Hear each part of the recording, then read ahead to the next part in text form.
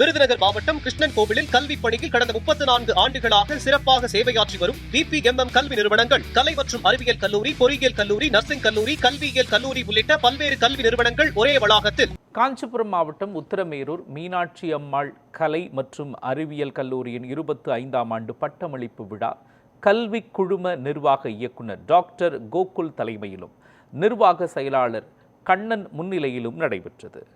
சென்னை பல்கலைக்கழக தமிழ் வளர்ச்சி மன்ற துறை தலைவர் சங்கர நாராயணன் நூற்றுக்கணக்கான மாணவ மாணவிகளுக்கு பட்டங்களை வழங்கி சிறப்புரையாற்றினார்.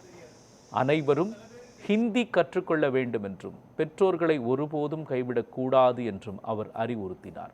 தொடர்ந்து குழந்தைகளுடன் பல மாணவ மாணவிகள் பட்டம் பெற்றனர்.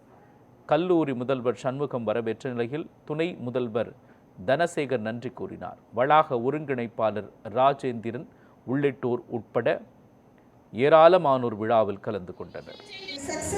அப்படிங்கிறது உங்களை ஒரு வேலைக்கு போவதற்கு சத்தியமா உங்களுக்கு தெரியாது. சில பேருக்கு தெரியும்.